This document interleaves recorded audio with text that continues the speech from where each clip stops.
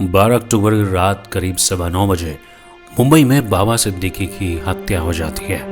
सनसनी तब फैल जाती है जब इस हत्या की जिम्मेदारी लेता है कोई और नहीं बल्कि इस जनरेशन का सबसे मशहूर गैंगस्टर लॉरेंस बिश्नोई।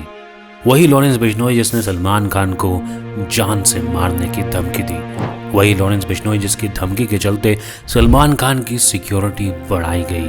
वही लॉरेंस बिश्नोई जिसका 700 शूटर से ज़्यादा का नेटवर्क है।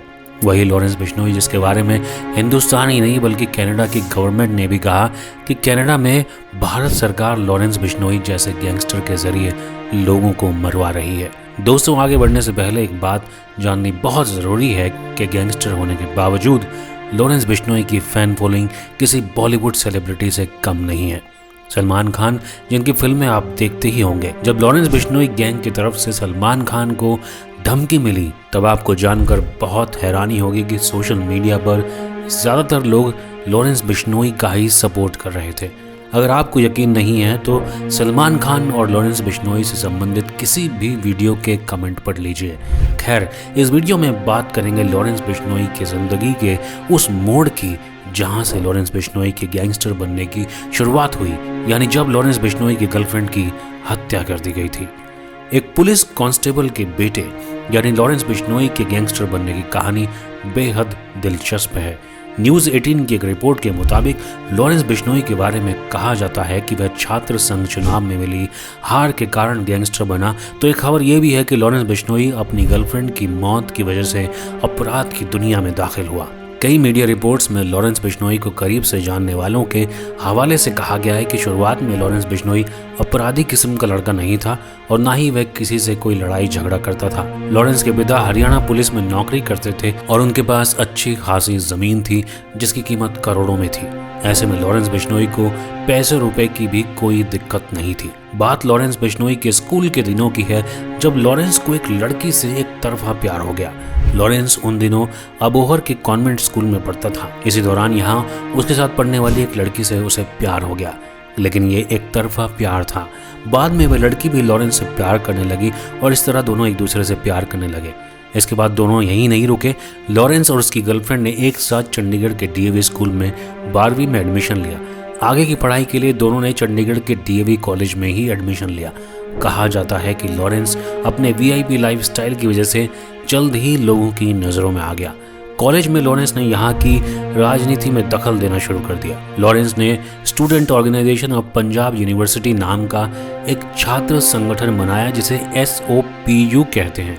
जब कॉलेज में छात्र संघ चुनाव हुए तो लॉरेंस ने छात्र संघ अध्यक्ष का चुनाव लड़ा, लेकिन वह चुनाव हार गया। विरोधी गुट चुनाव जीत गया। हार के बाद भी लॉरेंस बिश्नोई का कॉलेज में दबदबा बढ़ता गया। चुनाव के बाद आए दिन लॉरेंस के गुट और विरोधियों के बीच झड़पें होने लगी। 2011 में दोनों गुटों में जमकर फायरिंग भी हुई। दोनों गुटों में आपस में काफ़ी तनातनी हो गई।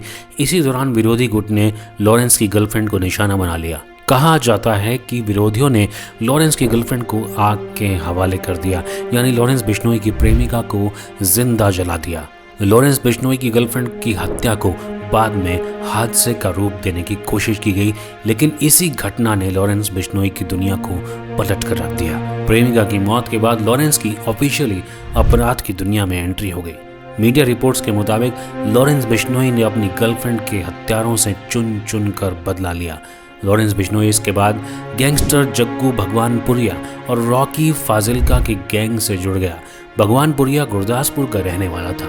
उसने लॉरेंस को न केवल धंधे के गुर सिखाए बल्कि उसे अपने कामों में खुली छूट भी दी। आगे चलकर लॉरेंस की दोस्ती संपत नेहरा से हुई। संपत पुलिस इंस्पेक्टर का बेटा था। उसे भी लॉरेंस की तरह ही स्पोर्ट्स में काफ़ी दिलचस्पी थी। लॉरेंस, गोल्डी और संपत ने मिलकर पंजाब के साथ साथ हरियाणा में भी अपराध को अंजाम देना शुरू कर दिया। इस तिगड़ी ने हरियाणा में काला जठेड़ी और दिल्ली में जितेंद्र गोगी के साथ गठबंधन किया। आज की डेट में माना जाता है कि लॉरेंस बिश्नोई का नेटवर्क देश में ही नहीं बल्कि विदेश में भी है।